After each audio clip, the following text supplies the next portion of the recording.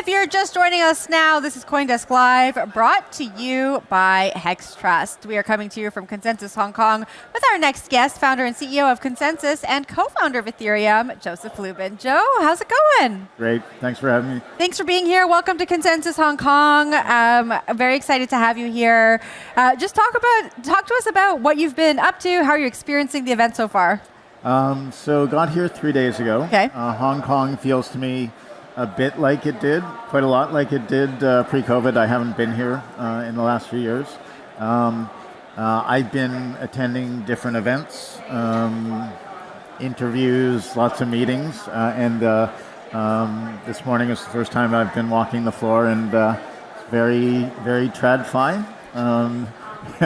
which is great, which is, I think, the theme that we at Consensys are experiencing in America. So we're interacting with and building with lots of financial institutions in addition to doing what we do normally, which is build out MetaMask and other products and essentially serve the real decentralized protocol ecosystem for retail. I think I saw a photo of you on social media with Tom Lee. Yep. We shared it on the air earlier today. It was in New York City, actually. Oh, was that in New York?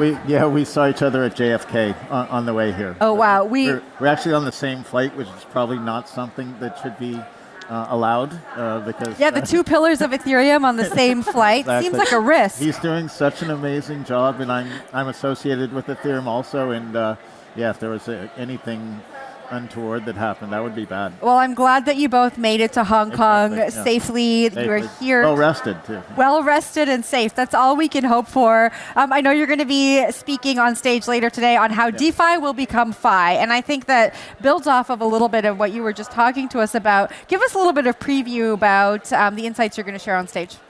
Sure.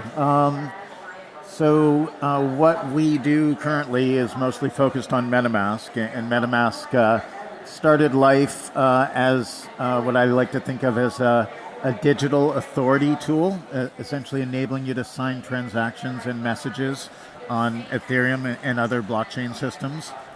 It evolved to becoming a wallet, and that's how most people think about MetaMask, a wallet, a fully featured portfolio manager.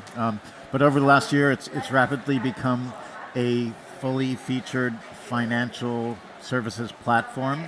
A new kind of neobank, but it's a different kind of neobank than most old neobanks. This is the kind of neobank that you personally own and control, a neobank that you can put in your wallet, on your phone, or on your laptop. And so we've been shipping so many features in addition to, on top of the wallet that everybody's used to. So we've been shipping hyper liquid perps and equity perps and polymarket prediction markets, and we like to aggregate, so we'll add more of these kinds of structures to the perp space and the prediction market space.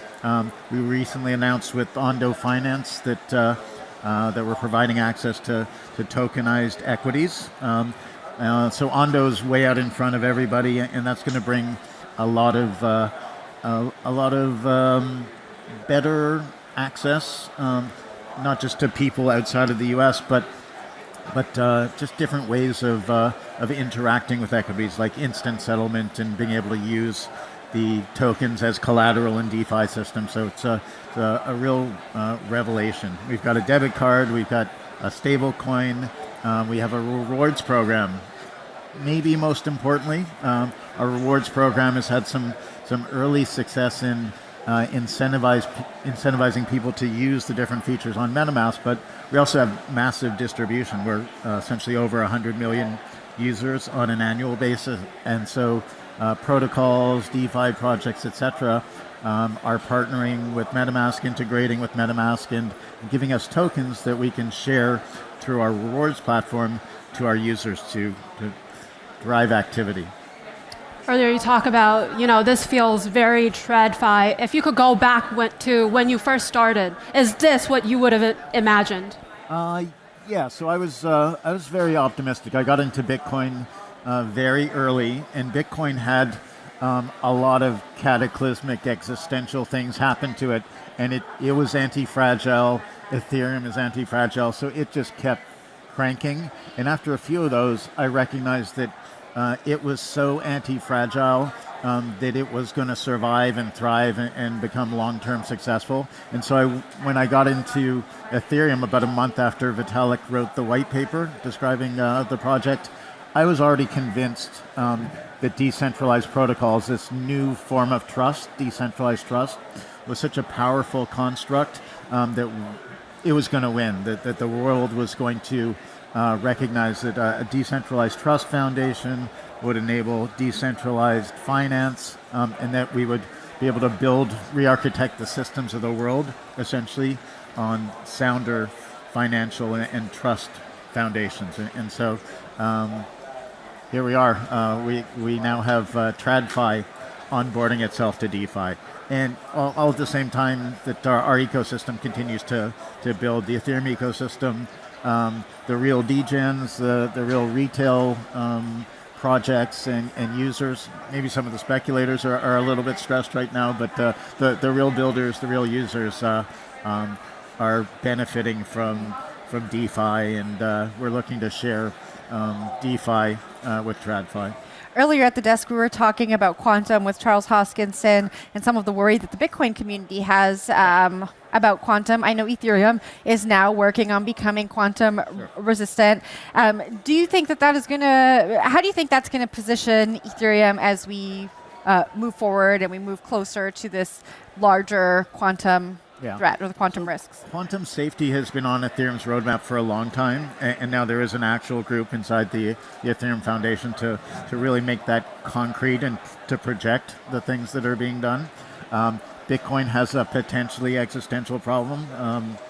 It's reasonable to worry about that because we don't know how fast Q-Day will happen when encryption can be challenged by quantum computers.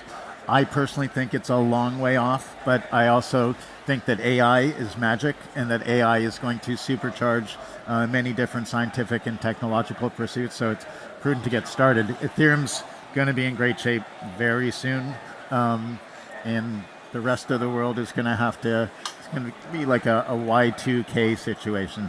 I think it's going to be a dud, but Ethereum is extremely well positioned at this point. All right, Joe, thank you so much for joining us at the desk. Unfortunately, we've run out of time. I wish we had more time with you, but I know you're going to be on stage later on today.